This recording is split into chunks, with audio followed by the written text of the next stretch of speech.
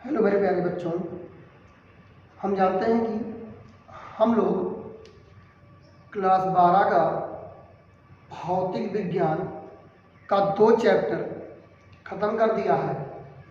आज मैं आपको तीसरा चैप्टर स्टार्ट कर रहा हूँ। उन 2 चैप्टरों में मैं जितने भी बोर्ड में आए हुए क्वेश्चन हैं और जितने भी बोर्ड में फंसने वाले क्वेश्चन हैं, इस तरीके के क्वेश्चन को मैंने उसमें सेट किया है। आप लोग उन सारे क्वेश्चनों को देखकर अपना अच्छे से अच्छा अंक बोर्ड में प्राप्त कर सकते हैं। बच्चों, ये वीडियो सिर्फ और सिर्फ क्लास 12 के बच्चों के लिए, बोर्ड का जो प्रिपरेशन कर रहे हैं उनके लिए बहुत ही अच्छा होगा और बहुत ही समझ लीजिए संजीवनी होगी अगर जो ये आप वीडियो मेरा पूरा देख रहे हैं। थोड़ी बहुत आवाज़ में प्रॉब्लम हो सकती है, परंतु क्वेश्चंस इतने अच्छे हैं कि आपको लगेंगे कि हाँ कुछ बताया जा रहा है और वो सारे बोर्ड में एज इट इज फंस जाएंगे मेरे प्यारे बच्चों। इसीलिए आज मैं आपको उस सीरीज को आगे बढ़ाते हुए मैं आपका नया चैप्टर स्टार्ट कर रहा हूँ, जिस चैप्टर का नाम है वैद्युत चालन, और उसी से संबंधित ओम का नियम पढ़ेंगे। वैद्युत चालन और उसी से संबंधित ओम का नियम पढ़ेंगे। वैद्युत चालन को अंग्रेजी में इलेक्ट्रिक कंडक्टर बोलते हैं और ओम्स लॉ आपका अंग्रेजी में हो जाएगा। ठीक है, इसमें मैं टॉपिक बता दे रहा हूं किस किस चीज के बारे में आपको बताया जाएगा और देन उसके पश्चात आपको सारे क्वेश्चन सिर्फ इसमें करवाए जाएंगे। जैसे मैं टॉपिक की बात करूं तो पहले वैद्युत धारा क्या होती है, धारा घनत्व क्या होता है, अनुगमन वेग उसी को अपवाह वेग कहते हैं, अपवाह वेग आएगा, धारा घनत्व आएगी, गतिशीलता आएगी, ओम का नियम आएगा, वैद्युत चालकता आएगा, विशिष्ट प्रतिरोध आएगा, प्रतिरोधकता आएगा, विशिष्ट प्रतिरोध प्रतिरोधकता होता है, विशिष्ट चालकता आएगा, ओम परपथीय का अनओम परपथीय नियम भी आएगा और वैद्युत ऊर्जा आएगी, किलोवाट घंटा, कैसे आप किलोवाट को घंटा बनाते हैं, यूनिट क्या होता है, और वैद्युत शक्ति के बारे में। ये सारे टॉपिक्स आपको क्वेश्चन वाइज डिस्कस कराए जाएंगे, क्योंकि जो क्वेश्चन है उसी में ये टॉपिक मैं बताता रहूँगा ताकि बोर्ड में भी पता चल जाए कि ये क्वेश्चन आया है और टॉपिक भी पता चल जाए। अतः हम ज़्यादा समय न वेस्ट करते हुए आज के हम पहले क्वेश्चन पे आते हैं मेरे प्यारे बच्चों। बहुविकल्पीय क्वेश्चन देखिएगा बच्चों। पहला क्वेश्चन है, देखिएगा मैं क्वेश्चन पढ़ दे रहा हूँ, क्वेश्चन आपको लगा हुआ व्हाइट बोर्ड पर मिल जाएगा, उसके लिए आप बिल्कुल बेफिक्र रहिए मेरे प्यारे बच्चों। देखिए, धारा घनत्व जे तथा अपवाह वेग बीडी में क्या संबंध है। विकल्प में 4 विकल्प आपको दिए हुए हैं। धारा घनत्व और अपवाह वेग में आपको संबंध बताना है, ये हम देखते हैं।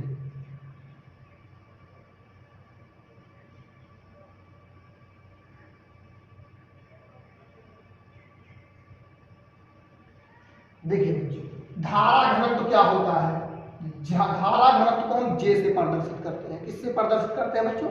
जे से प्रदर्शित करते हैं। और धारा घनत्व होता है एकांक क्षेत्रफल में बहने वाली समस्त धारा क्या होती है, धारा घनत्व होती है। एकांक क्षेत्रफल में समस्त धारा जो होती है, जो बहती है, उसी को हम क्या कहते हैं, धारा घनत्व कहते हैं। और I बराबर होता है, I बराबर हो जाएगा मेरे प्यारे बच्चों, I बराबर होता है, क्योंकि हम जानते हैं, देखिएगा I बराबर NEABD। यहाँ BD क्या होता है, N क्या होता है, E क्या होता है, इसके बारे में हम समझते हैं। देखिए, N का मतलब होता है नंबर्स ऑफ इलेक्ट्रॉन, इलेक्ट्रॉनों की संख्या, और E होता है आवेश 1.6 × 10⁻⁻19 कूलम, और A होता है एकांक क्षेत्रफल लिया गया है, एकांक क्षेत्रफल, और BD जो होता है आपका अनुगमन वेग होता है, अनुगमन वेग। इसी को अंग्रेजी में ड्रिफ्ट वेलोसिटी कहते हैं। क्या कहते हैं प्यारे बच्चों? इसी को अंग्रेजी में ड्रिफ्ट वेलोसिटी कहते हैं। ठीक है, तो यहाँ से I को इसमें पुटअप कर देंगे तो यहाँ से I की वैल्यू जैसे उठाकर इसमें पुटअप करेंगे तो NEABD दिखाई देगा बच्चों। देखिए NABD को पुटअप करेंगे और नीचे A रखेंगे तो A से A कैंसल आउट हो जाएगा तो J इक्वल टू NEBD। और यही आपको संबंध बताना था, J बराबर NEBD। ये आपका अनुगमन वेग है और ये आपका धारा घनत्व है, अतः हमारा संबंध है J बराबर NEBD। तो इसका ऑप्शन जो आपका करेक्ट हो जाएगा, option number A is correct. Very good बच्चों, जिन्होंने पहले ही इसका आंसर दिया बहुत अच्छे हैं। ठीक है, एक बार आप लोग क्वेश्चन को रोक कर आप एक बार आंसर देने का प्रयास करिए और देखिए क्या हमारा आंसर सही आ रहा है, आपको भी अच्छा लगेगा। आइए आज के दूसरे क्वेश्चन पे चलते हैं। दूसरा क्वेश्चन, ये सारे क्वेश्चन बोर्ड में आए हुए हैं बच्चों।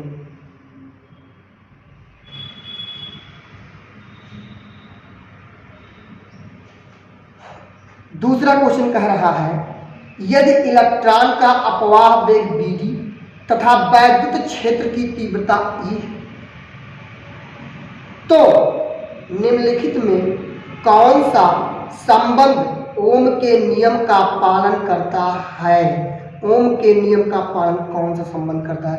देखिए बच्चों, हम एक फार्मूला रखते हैं अपवाह वेग का। अपवाह वेग का मतलब VD, इसका फार्मूला होता है माइनस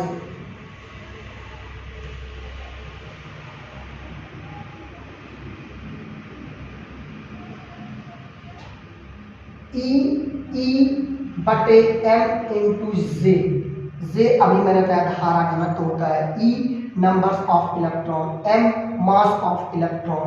E जो होता है वो E आवेश होता है 1.10⁻19 कूलम और E आपका इलेक्ट्रिक फील्ड यानी वैद्युत क्षेत्र होता है, ये धारा घनत्व होता है।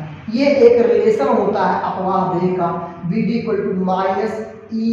देखिएगा अभी मैंने एक फार्मूला J इक्वल टू होता है J इक्वल टू NEBD।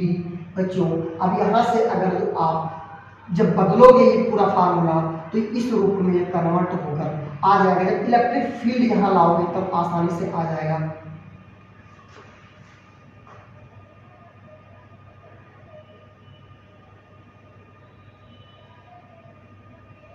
देखिए बच्चों, यहाँ से ये फार्मूला आप BD बराबर कितना जानते हैं तो यहाँ से आप क्या करिए, यहाँ से आप BD देखिएगा E आपका कांस्टेंट है, E आपका कांस्टेंट है, ये 1.10⁻19 यम भी आपका कांस्टेंट रहेगा। क्यों? क्योंकि यह भी क्या होता है, यह भी एक नियतांक होता है, मास ऑफ इलेक्ट्रॉन होता है और J भी आपका धारा घनत्व देकर जो कांस्टेंट माने तो BD जो हो जाएगा इज डायरेक्टली प्रोपोर्शनल E यानी वैद्युत क्षेत्र के समानुपाती हो जाएगा। तो इस केस में आपका जो आंसर सही आता है बच्चों वो B पार्ट इज करेक्ट आता है। कौन से नियम का पालन करेगा, यानी हम वैद्युत क्षेत्र अगर जो इंक्रीज करेंगे तो हमारा ड्रिफ्ट वेलोसिटी भी क्या होगा, इंक्रीज करेगा, बढ़ेगा। और अगर जो वैद्युत क्षेत्र को कम करेंगे तो ड्रिफ्ट वेलोसिटी भी क्या हो जाएगी, कम हो जाएगी। बच्चों आइए आज के तीसरे क्वेश्चन पे। प्यारे प्यारे नन्हे बच्चों, प्रतिरोध की बीमा आपको निकालनी है। की बीमा निकालनी है तो हम फार्मूला जानते हैं R बराबर रो L/A। ये आपका विशिष्ट प्रतिरोध होता है और विशिष्ट प्रतिरोध की बीमा जो होती है वो होती है m3 आपके विशिष्ट प्रतिरोध की बीमा ये होती है यानी रो की बीमा। और यहाँ से अगर जो R की बीमा का जिक्र करें तो mL3T/3 इंटू A/2 ये रो की बीमा और यहाँ L की बीमा आप L लिखेंगे बट यहाँ क्षेत्रफल की बीमा L²।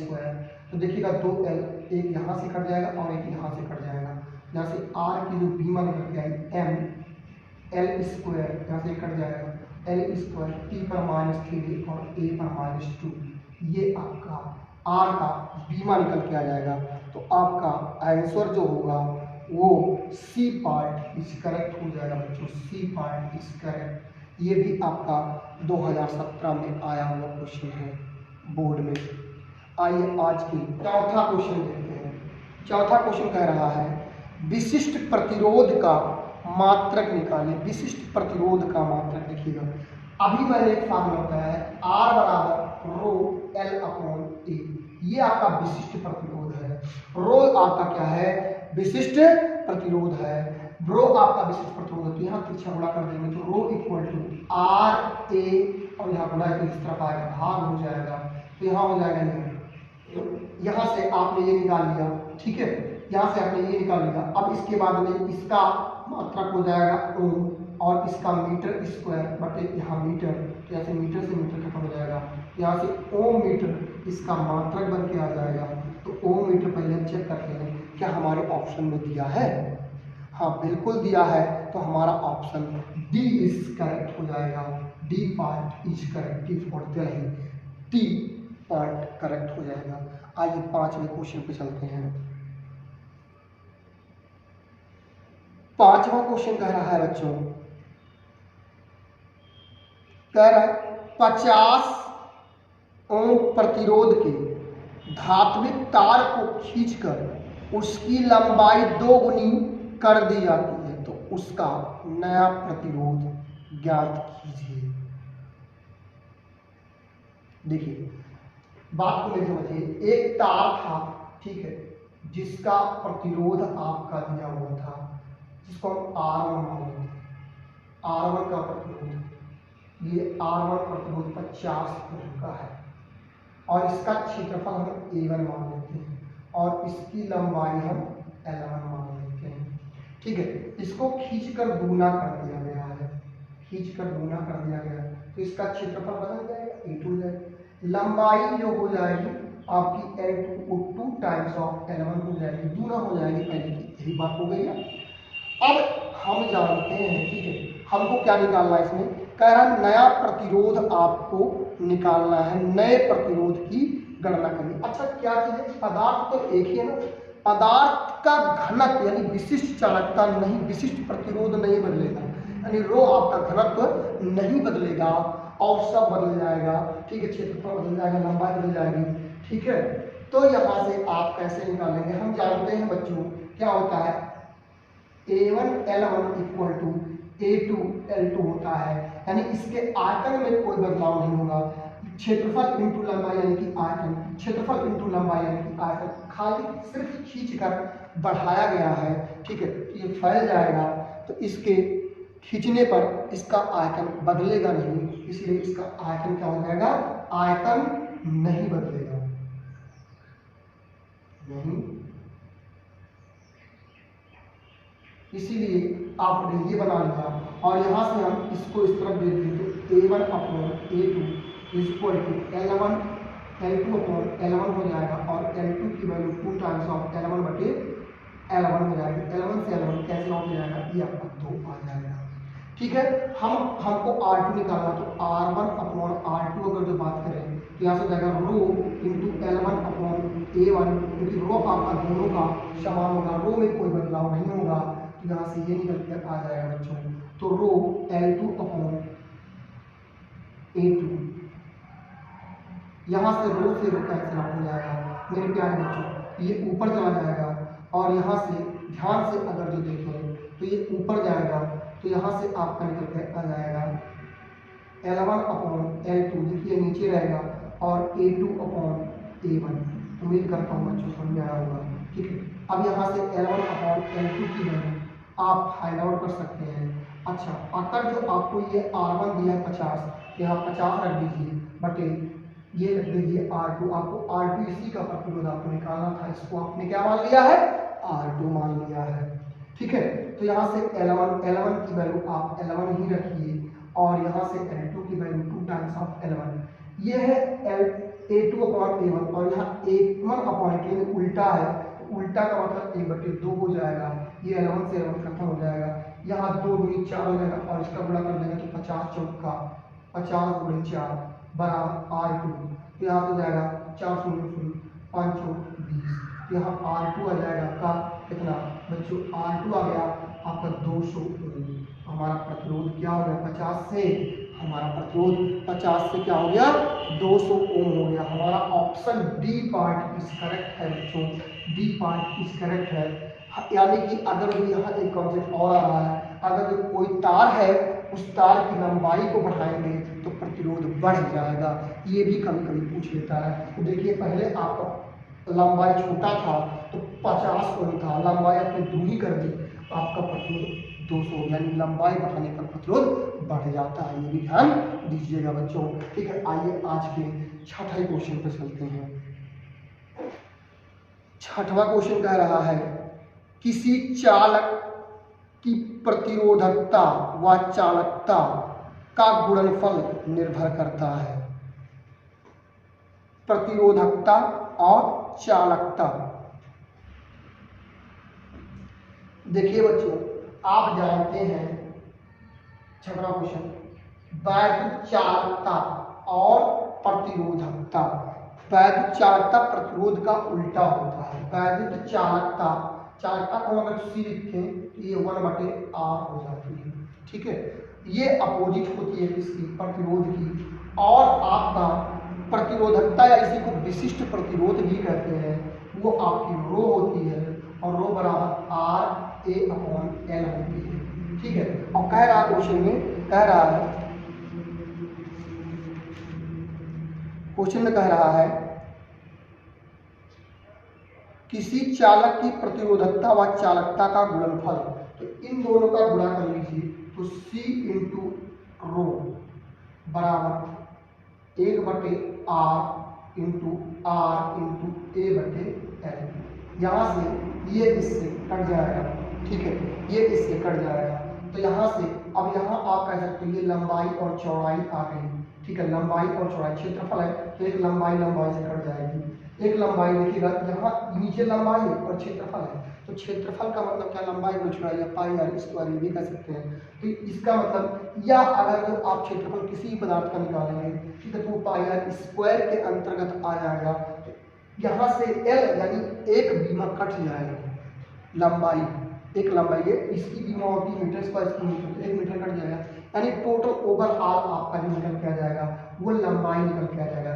यानी सी रो इज डायरेक्टली प्रोपोर्शनल लंबाई, लंबाई पर निर्भर करेगी। इन दोनों का गुणनफल किस पर निर्भर करेगी, लंबाई पर निर्भर करेगी, क्योंकि क्षेत्रफल होता है लंबाई गुणे चौड़ाई, या आप अगर जो बोलिए तो पाई आर स्क्वायर। तो उसमें एक यूनिट जो आपका मात्रक बनेगा, मीटर स्क्वायर बनेगा क्षेत्रफल का, इसका मीटर बनेगा, 1 मीटर से मीटर खत्म हो जाएगा। ठीक है, जब मीटर से मीटर खत्म हो जाएगा तो मीटर ही न बचेगा, तो वो लंबाई को प्रभावित करता है। तो हमारा चालकता और प्रतिरोधकता का गुणनफल लंबाई के समानुपाती होता है। तो यहाँ से आप कह सकते हैं किस पर निर्भर करता है, लंबाई पर निर्भर करता है। चालकता प्रतिरोधकता पदार्थ की लंबाई पर निर्भर करता है। ये बात अपने दिमाग में बिल्कुल बैठा लीजिए। आज का 7वां क्वेश्चन कह रहा किसी तार का वैद्युत प्रतिरोध 500 ओम है, इसकी वैद्युत चालकता क्या होगी। तार का प्रतिरोध दिया हुआ है 500 ओम और चालकता पूछना, बड़ा बढ़िया क्वेश्चन है, 2019 में आया हुआ है। आपको प्रतिरोध दिया हुआ है, ध्यान दीजिएगा 200 ओम, और आपको चालकता पूछना, याद रखिएगा जो चालकता होती है, चालकता अगर प्रतिरोध कम होगा तभी तो चालकता बढ़ेगी, तो प्रतिरोध का उल्टा होती है चालकता। को सी से अगर लिखें तो ये प्रतिरोध का उल्टा होती है। तो यहाँ से 1/200 कर देंगे। अब 200 से भाग देंगे तो पॉइंट, अगर ध्यान दें तो पॉइंट बढ़ाएंगे 10 हो जाएगा, फिर 0 बढ़ाएंगे 100 हो जाएगा, फिर 0 बढ़ाएंगे फिर क्या, तो 200/5, तो यहाँ से आपका निकल के आ जाएगा सी ओम इनवर्स। तो जब आपका आंसर निकल के आएगा 0.005 ओम इनवर्स।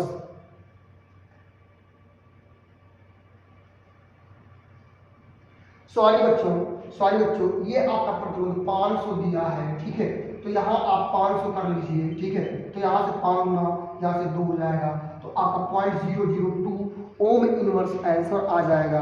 तो यहाँ से आपका आंसर जो है वो डी पार्ट इज करेक्ट है, डी पार्ट इज करेक्ट। ठीक है बच्चों, ये डी पार्ट इज करेक्ट हो जाएगा। ये आपका प्रतिरोध आपको 500 ओम दिया था।